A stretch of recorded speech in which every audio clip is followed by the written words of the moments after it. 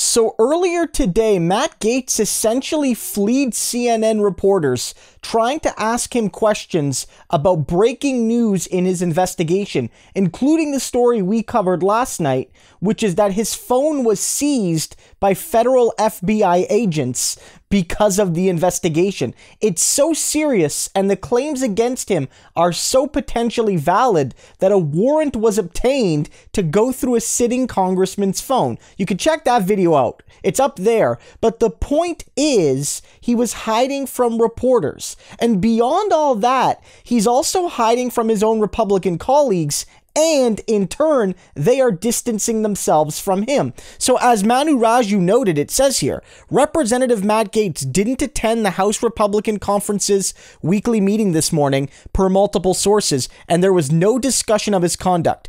GOP keeps distancing from Gaetz as the investigation plays out. And here's a clip of Steve Scalise, one of the top Republicans in the House, and he does not for a second defend Matt Gaetz.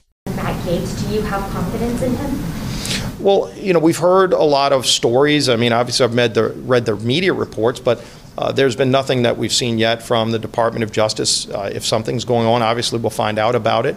Right now it's hard to speculate on rumors, but if something really formal happened from Justice, we would of course react and take action. And so what you can hear there from Scalise is a very careful statement. He doesn't 100% throw Gaetz under the bus, let's make that clear, but he doesn't even offer him a hypothetical defense. All he says is, look, I've been following the news, I've been reading the news, there's serious allegations.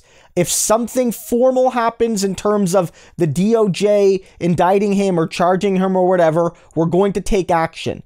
Now, he didn't say something like, if the charges are true, we'll obviously get rid of him, but I believe Matt Gaetz is a good man of character and I'm going to stand by him. None of that. None of that was said. The subtext is, I think he's likely guilty. I think he's in huge trouble. We won't take the step of getting rid of him, of basically throwing him under the bus 100% until charges or something like that, come down, until the shoe drops. But let it be known that no one's standing with this dude.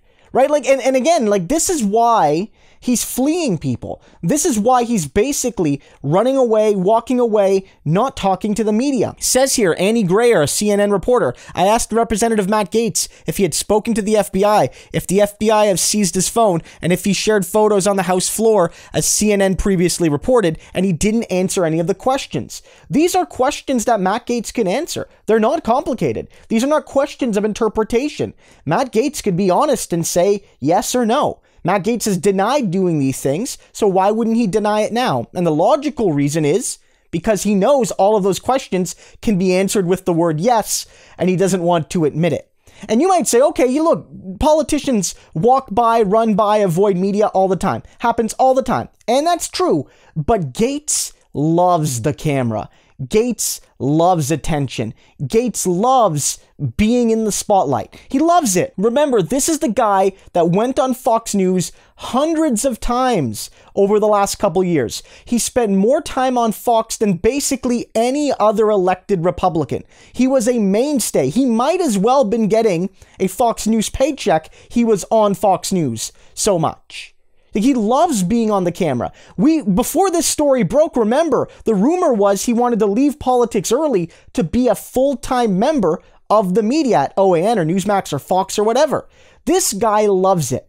And so for him, the guy that when this story broke, his first instinct was to go on Tucker Carlson, not to hide away, but to go to the media. For him to be running away from journalists tells you everything you need to know.